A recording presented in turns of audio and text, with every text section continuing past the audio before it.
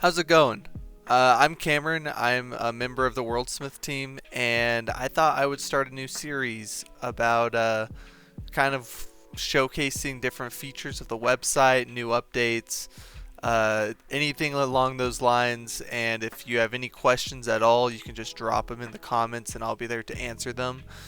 So I figured for this first episode, we could just kind of go over one of the new generators in the new recent update. So the most recent update, we dropped the dungeon generator, the mount generator, the familiar generator, and the group generator. And the one that I think is most interesting to me is actually going to be the mount generator. I haven't had the chance to play with it much, but I thought we would just hop right in and kind of toy around with it. So in the mount generator, we have challenge rating, 2's recommended, but obviously we're gonna say that this is a challenge rating 18 mount because we are late game players here. This is gonna be a mythical beast. Let's just say it's like a dragon mount. That would be kind of cool if let's see, it's sentient. I just want to see how it does with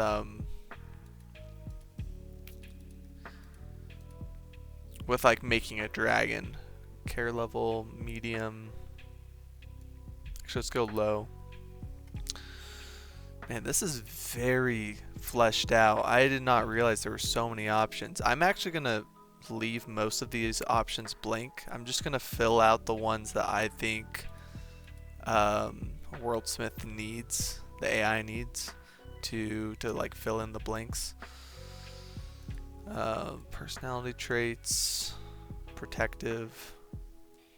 So I've got a friend in one of my campaigns right now who he recently got a dragon egg that is close to hatching. So I thought it would be cool if his egg hatched and it turned into a dragon mount. And so just filling out these boxes and clicking generate, I'm hopefully able to get a pretty accurate dragon mount that he can use. Okay, here's the Shadow Drake of Dusk. It's a muscular dragon whose scales shimmer like ink in low light. That's kind of cool. You got some basics for the mount right here. Some basic information.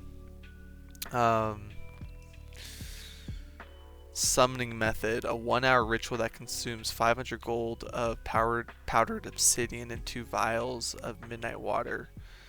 Bonding ritual, the rider must spend a full night reciting the Oath of Shadows. Oh, very cool. So it sounds like if the mount dies, you can resummon it, which I actually like that a lot. Of course, if you don't like that, you can just delete it, right? If you don't want there to be a bonding ritual, you can just get rid of all that, so that when you share this with your player, there's just like no nonsense. Same with like hit points and armor class. If you wanted this to have an AC of 22, you could just change that. Yeah, all of this is fully customizable, and if you don't like where something is, you can always move it as well, which is kind of a handy little tool. So let's get into actions. You can make 2 claw attacks and 1 bite attack. That's cool. And it's also got a neat shadow breath.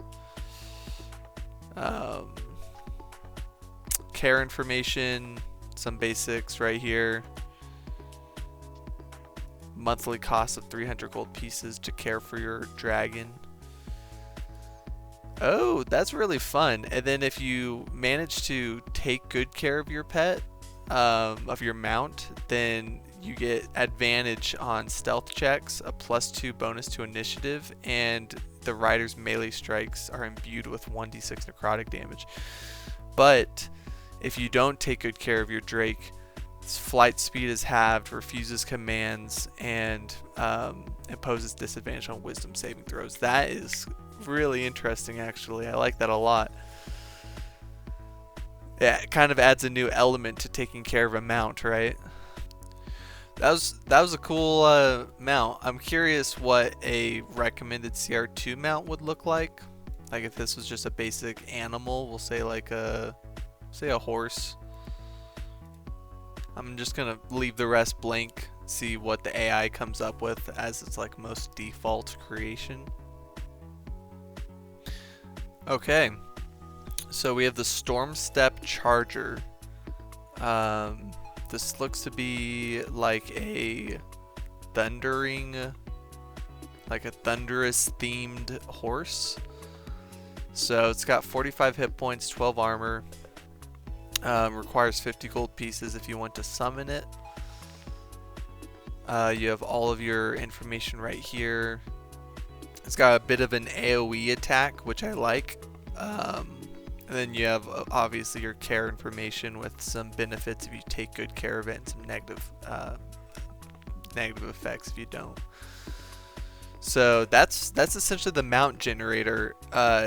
Honestly, this is like a great gift for your players. Like instead of giving them a magic item as a gift, especially late in the game, just like give them a pet, give them a mount that they can ride. And the best thing about it is you can scale the difficulty with the player's level, the challenge rating. So, you know, if you want this to be a magical beast, if you want this to be a wyvern or a unicorn or whatever, I mean, if you don't like any of these options, you can just type down a, you know, Tarask, right? Make it CR 30.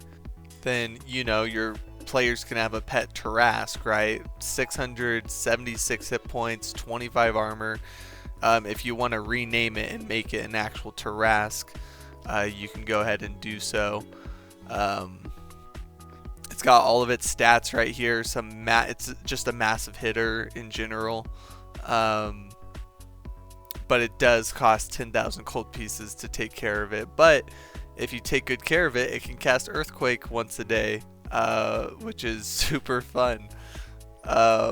So yeah, that's the mount generator. I recommend you mess around with it, because what you can do after you create it, this is the best part, is you can just well, first of all, you can download it as a PNG or a text, JPEG, PDF, whatever you want, or you can save it, and after you save it, you can go into your creations, pull it back up.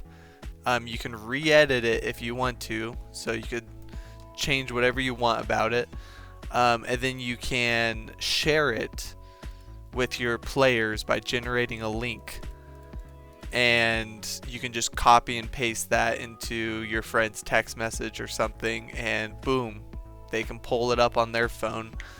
They can't edit it on their end, so you can only if you edit it after sending it to the player, it will automatically update for that player. So as the dungeon master, you can be well rest assured that all of your creations are your own and they won't be changed by anyone.